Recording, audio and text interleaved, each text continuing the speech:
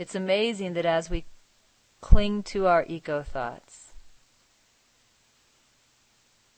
as we are absolutely certain that we are right about our opinions, our ideas, our perceptions, what we are really doing is we're holding to a false identity. We don't see it that way. We don't stop to see it that way. If we stop to see it that way, we would drop our opinions like a hot potato,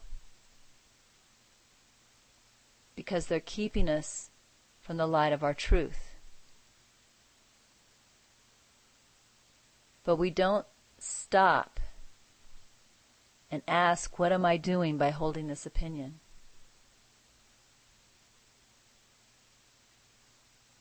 What am I doing by believing this idea is true?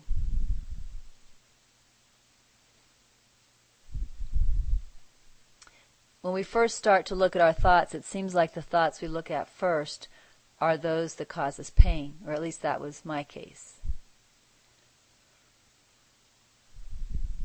But we have to look at a lot more thoughts than just the ones that cause us pain or that seem to cause us pain. The truth is they all cause us pain, but we're aware that our unworthiness thoughts cause us pain. We may not be aware that our values cause us pain. We don't think of them as causing us pain. I remember I did a teaching on this recently. But we'll recognize that our values cause us pain when the value is taken away, when we can't get it.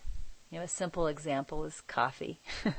Many of us know that coffee is something that many of us value. We love that cup of coffee in the morning. We love that cup of coffee a certain way. And we don't really think of the cup of coffee as being something we need to let go of, a thought we need to let go of. I like coffee. Does not seem to be a thought I need to let go of. It does not seem to be a thought that makes me unhappy. We don't think about it being a thought that builds our identity. But if you ever can't get your coffee, there's not happiness there. And, I first discovered this when I was staying in Boston. A woman was really kind enough to let Laurent and I have her apartment for a whole week. She moved out and let us have her apartment for a whole week. It was so generous. But she didn't drink coffee. There was no coffee. There was no coffee pot. There was nothing that I could do to make coffee. And I had to go out in the snowy cold, get in the car, and drive through traffic in the center of a crowded Boston town. It was not Boston proper, it was Cambridge, but that's still very trafficky, to a Dunkin' Donuts, which was a couple miles away, to get my coffee. Excuse me, I gotta have a drink now.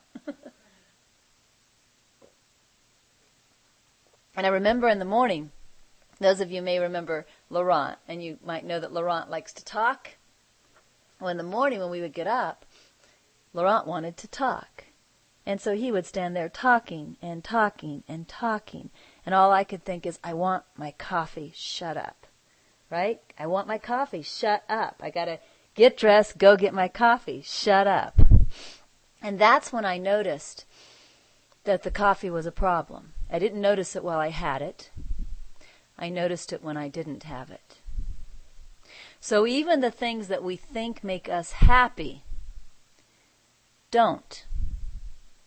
They're attachments that, when taken away, make us unhappy. So what we really need to do is we need to learn to look at all of our thoughts, not just the ones that make us unhappy, but all of our thoughts. And we need to begin to question, who am I? Or what am I? And we need to begin to recognize attachments that are defining us as something other than our truth. And we need to give willingness to let go of all of them, including the things that we value.